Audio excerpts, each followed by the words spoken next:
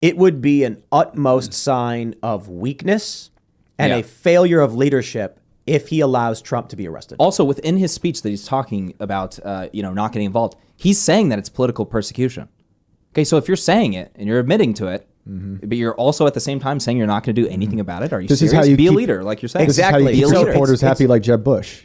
Right. Jeb Bush would like this rhetoric from DeSantis. Yes, that's why he has Jeb Bush in his corner. It's not even for sure. It's already bad enough. DeSantis wasn't strong enough in his statement. Saying I'm not going to get involved in any way is already bad enough. If he actually lets Trump be extradited, so here's what needs to happen. DeSantis, if he wants to prove he's presidential, he says Donald Trump, he needs to come out and say, Donald Trump will not be extradited from this state under my watch for a political persecution. He is the front runner for the Republican Party's 2024 presidential run. He is a former president, and everyone can see these charges are political. If you make any attempt to come into my state, I will use the full force of the executive branch to stop you. That is presidential. Yeah, and he's not doing that. He goes, I'm not going to get involved. Yeah, and a lot of people say like, oh, well, Trump's been taking jabs at him. I totally understand that. I totally get it. But if you do if you are looking to run for president, either 2024 or the session after, if you want to be a leader, lead, like what you're saying. I mean, lead the way. Everyone's people are saying, oh, well, he's just a governor for Florida. What other governors are saying anything? Well, nobody's a governor that's in the position that DeSantis is in. What are they so scared of? What is everyone so scared of? Ask yourself this question right now, and I mean this with the utmost sincerity. What are you scared of? Why didn't you jump out of that plane when you went skydiving the first time? When you were there with your friends and they opened the door and then you changed your mind at the last minute and rode the plane back down and said, I just couldn't do it. Why didn't you go down that double black diamond with your friends when they went skiing? What are you scared of? Now, in those circumstances, I get it. What if my parachute fails? What if I go too fast, I crash, I break my bones? That I get. For Ron DeSantis, for a political position, what are you so scared of? What is anyone scared of when it comes to standing up? Well, what if some bad thing happens? Bad things are already happening. They're talking about indicting a former president for the first time on what we know is complete BS charges, well past the statute of limitations, to try and stop him in any way they can from being president because he's winning. What does Ron DeSantis fear by just getting on camera, looking straight into it and saying, Alvin Bragg, go fuck yourself? What is he so scared of? Yep. I'm sorry. I'm just frustrated because I am absolutely sick in every capacity. So much of everyone being scared of nebulous political consequences.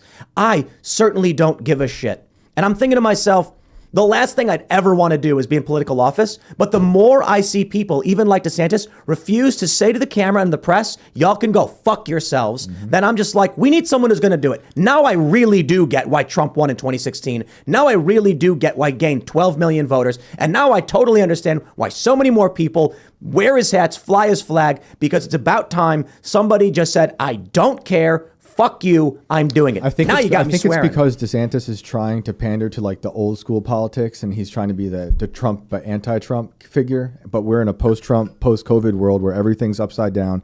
Everything's insane and chaotic. But he's like, this very politically vague statement is pre-COVID, pre-Trump. And it's not going to go anywhere. I don't know who he's trying to keep happy with that kind of stuff. And he's doing a fantastic job within his state. I mean, he really is. But we're talking about the fall of the nation that's at risk here. We're talking about political persecution. I mean, hell, how many months ago did the Biden administration literally create a ministry of frickin' truth? Yeah, like 8 months ago. Things are 10 times worse now. You need to buckle up. You need to lead because we're trying to save the country from literally becoming an all-out banana republic. It's also, we have data we didn't have before. We understand ESG and the military-industrial complex and the world, the new world order that the Swiss banks, the World Economic Forum is trying to create. We understand how the CCP is influencing social governance. Like, we know, so we see what we want to avoid. And I think that it gives us an opportunity to create the world in the American image with like decentralized autonomy and local governance and property rights and gun rights and speech rights and things like that. If we do nothing and bicker, they're going to create some autocracy where you get kicked off the internet, you get your bank stripped away because you said daddy wrong. Like, that's what they're scared of. Yeah. And I think about it like the reason Ron DeSantis gave the answer he gave, which was like, okay, a lot of people were cheering for it. Some people rolled their eyes. I don't think it was strong enough. Better than him saying, well, if they want to arrest him, they're going to have to extradite him, and I guess that'll happen. But it wasn't a very strong statement. You know what he's worried about? He's worried about his polling numbers. He's worried about when he runs for the president, eventually announcing and then resigning or whatever as he does. He's worried that it's going to look bad to a certain voter base. Suburban women are going to get angry and say, oh, he's so aggressive and abusive. And it's just like, look, man, he doesn't need to literally come out and say, go F yourself to Alvin Bragg. It was not bad that it was really good, actually. He ragged on the Soros DA, says they're evil people, destroying things. I give him total respect for that because that is good. That was the best part of the speech.